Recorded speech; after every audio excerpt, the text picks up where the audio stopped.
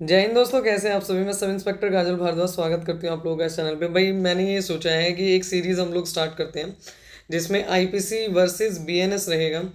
IPC जो आपकी 1860 में आई थी और बीएनएस जो आपका 2023 में आया था। इसमें से जो मोस्ट इंपॉर्टेंट धाराएं हैं, जो मतलब मोस्ट इंपॉर्टेंट धाराएं हैं, और वो मैं आप लोगों को बताऊंगी। लगभग 17 के करीब ये पेजेस हैं। ये सारी की सारी जो पीडीएफ है, ये आपको जो टेलीग्राम चैनल है हमारा, जो यूपीएससी सिलेक्शन बैच वाला, उसमें आपको अवेलेबल हो जाएंगी। आप परेशान मत होना।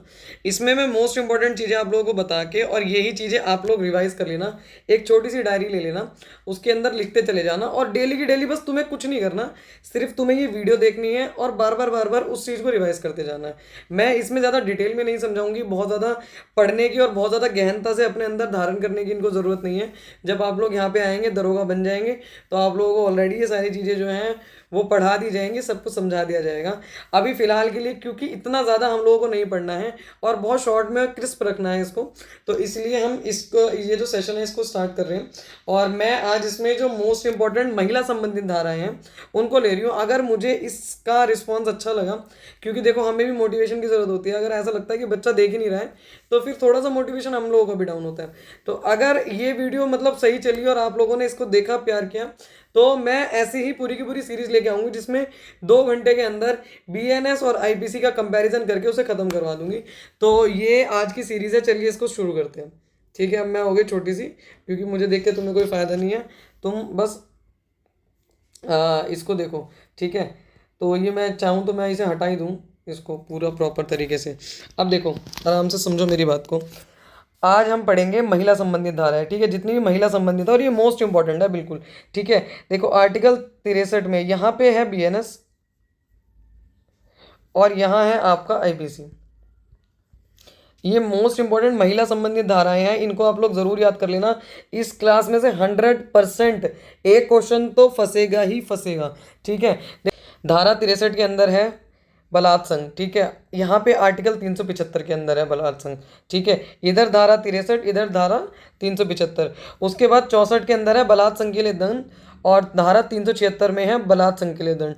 ठीक है, यहाँ 64 है, यहाँ 376 है। नॉर्मली तुमने सुना होगा ना, 376 लगवा दी उसने, तो 376 का मतलब ही ये है, बलात्कार। ठीक है, धारा 65 के अंदर बलात्कार की परिभाषा इसमें दी हुई है, धारा 64 में इसका दंड दिया हुआ है।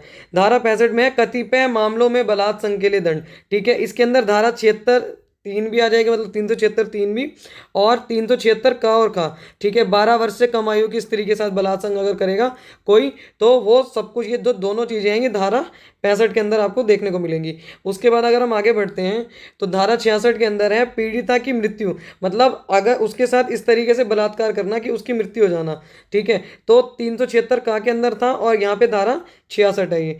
उसके बाद पृथक्करण के दौरान, मतलब डाइवोर्स हो चुका है और अलग अलग रह रहे हैं पति पत्नी, तब भी उनके बीच में संबंध स्थापित होना, वो ये हो गया धारा 67।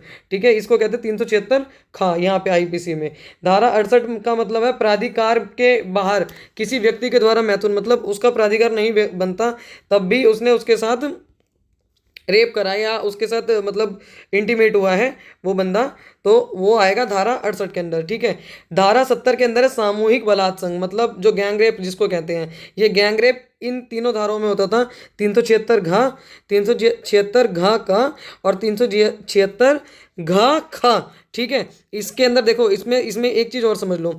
ये जो धारा 76 है, ये वाली जो धारा 76 है, इसमें ये तीनों चीज़ें इसलिए जोड़ दी गई कि अगर 12 वर्ष, ये देखो 12 वर्ष से कम आयु के लिए 376 घा कहाँ लगती थी, 16 वर्ष के वाले के लिए ये लगती थी, और कोई 16 वर्ष से ज़्यादा की होती थी तो उसमें ये वाली लगती थी। अब ये सारी हटा के क्या कर दी है, धारा 70 कर दी गई है। ठीक है, तो इस चीज़ का आप लोग विशेष ध्यान रखिएगा। उसके बाद अगर हम लोग आए, धारा 74 के अंदर है महिला की लज्जा भंग करने के आशय से उस पर हमला। ठीक है, महिला की लज्जा भंग करने के आशय से उस पर हमला करेंगे, तो ये आता है धारा 354 में आईपीसी की। ठीक है, और जो अब क्या हो चुकी है, धारा 74 हो चुकी है। 75 में आ गया लैंगिक उत्पीड़न या फिर लैंगिक उत्पीड़न के लिए दंड, तो ये दोनों के दोनों ही इसमें आगे, उत्पीड़न भी और दंड भी। ठीक है, दृश्य दृश्य रतिकारिता।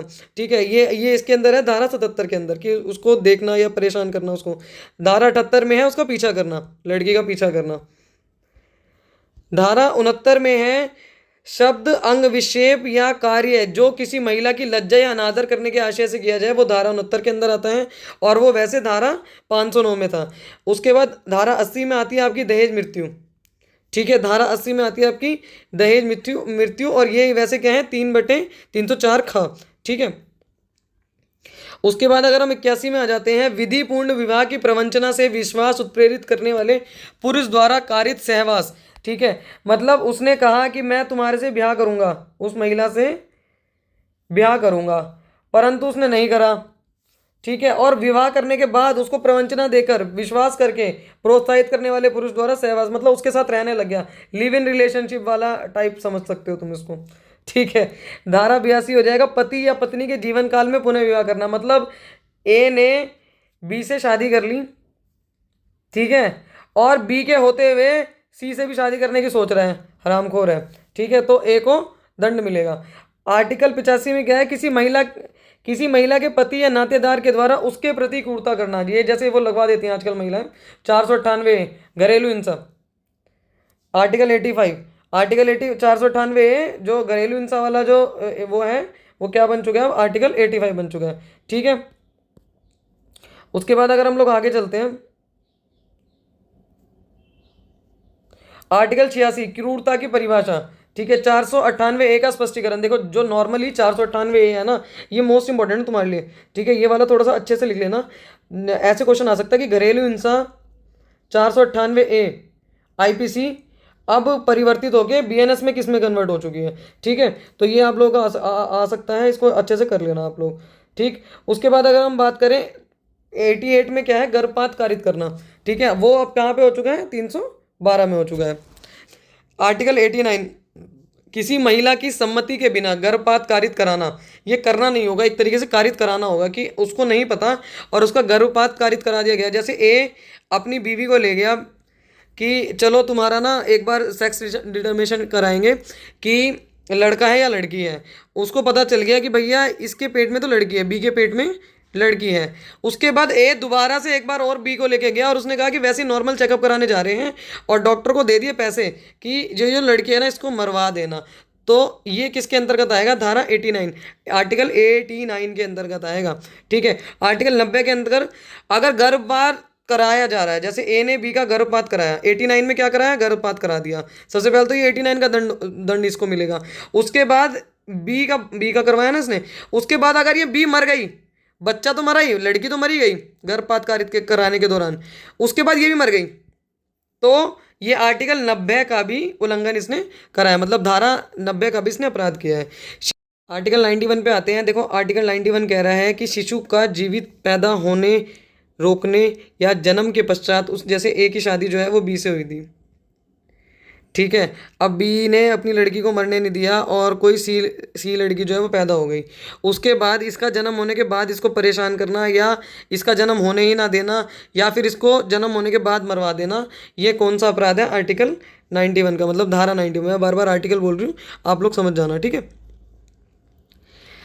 92 में क्या आता है, ऐसे कार्य जो आपराधिक मानव वध की कोटि में आता है, किसी सजीव अजात शिशु, मतलब आपराधिक मानव वध क्या, मतलब जैसे शिशु है, मतलब कोई 6 महीने का बालक है, उसको क्या पता कि तुम मार रहे हो, उसको क्या कर रहे हो, तो वो किसके अंतर्गत आएगा, धारा 92 के अंतर्गत। ठीक है, 93 में है, शिशु के पिता या माता उसकी देखभाल करने वाले व्यक्ति द्वारा 12 वर्ष से कम आयु के शिशु को आरक्षित डाल देना या परित्याग करना। मतलब जैसे मान लो अब ए और बी ने जन्म दिया सी को, 12 वर्ष से कम की इसकी वो है उम्र है और इसका परित्याग कर गया है, इसको छोड़ दिया है, लड़की है तो इसको छोड़ दिया है अनाथ आश्रम में या कहीं पे भी, तो इन्होंने कौन सा अपराध किया, अब इन दोनों ने क्यों कौन सा अपराध किया है, धारा 93 का अपराध। ठीक है, अब 94 रहने दो, इसको कुछ वो मतलब नहीं है। 96 याद कर लेना, शिशु का उपापन, ये याद कर लेना, ये बहुत इंपॉर्टेंट है।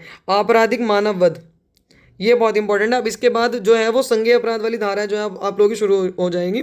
ये रहा आपका, ये पूरी की पूरी धाराएं हैं आप लोगों की वो वाली क्या कहते हैं जिसको, महिला संबंधित अपराध वाली। महिला संबंधित अपराध आपके इसमें खत्म हो गए। इससे नेक्स्ट वीडियो में हम लोग दूसरे अपराधों को कवर अप करेंगे। जय हिंद।